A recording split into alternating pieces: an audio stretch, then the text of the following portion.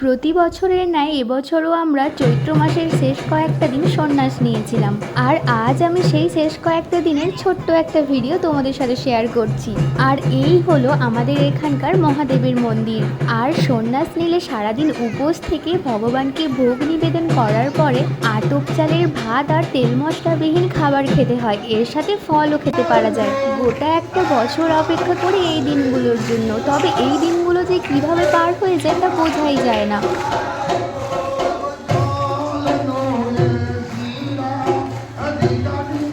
আর নীল পুজোর আগের দিন হয় কাদা খেলা, যা দেখার জন্য প্রচুর মানুষ ভিড় করে।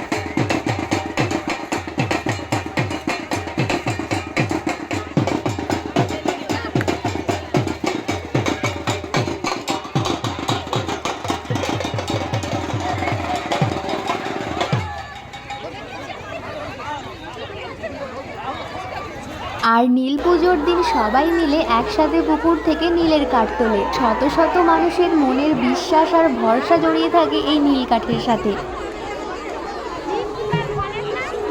ইতিমধ্যেই দুটো নীলের কাঠ খুঁজে পাওয়া গেছে, এবার তা ওপরে নিয়ে আসার পালা। সবাই মিলে একসাথে মহাদেবের নাম জপ করতে করতেই এই কাঠ তোলা হয়। এবছর আমাদের এখানে টোটাল সন্ন্যাসীর সংখ্যা ছিল 1000-এরও ওপর।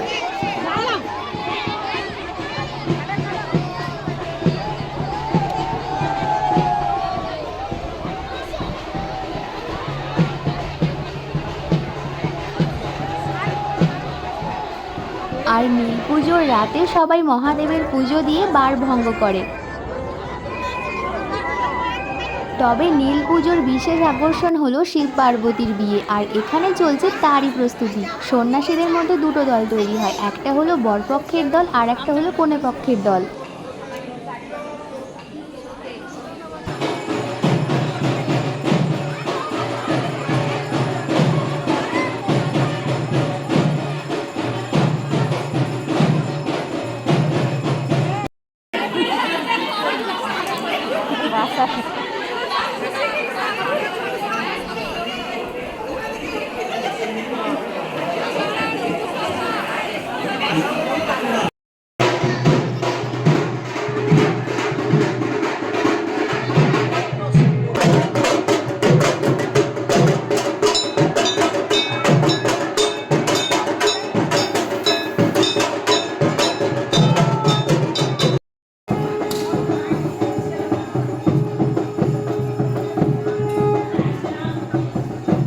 আর শেষ দিনে হয় চড়কের মেলা। এখন এখানে বাঁধা হচ্ছে চড়ক গাছ। তবে চড়ক পুজোর ভিড়ের মাঝে বিশেষ কিছু ক্লিপ নিতে পারিনি, তাই তোমাদের সাথে শেয়ার করতে পারলাম না। তবে পরের বছর অবশ্যই চেষ্টা করব তোমাদের সাথে সবটা শেয়ার করার।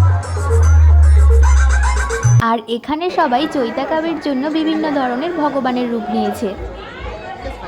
আর অন্যদিকে মহাদেবের মাথায় জল ঢালার জন্য সবাই সাগর থেকে জল নিয়ে এসেছে। তোমার জন্য অপেক্ষা করছে আকাশ। আর শেষ দিনে আমি মেলা থেকে বেশ কিছু মাটির জিনিস কিনে এনেছি। তার কারণ আমাদের এখানে প্রচলিত রয়েছে শেষ দিনের মেলা থেকে কিছু না কিছু কিনে নিয়ে বাড়ি ফিরে যেতে হয়। আজ তবে এতটুকুই, দেখা হবে আবার পরের ভিডিওতে।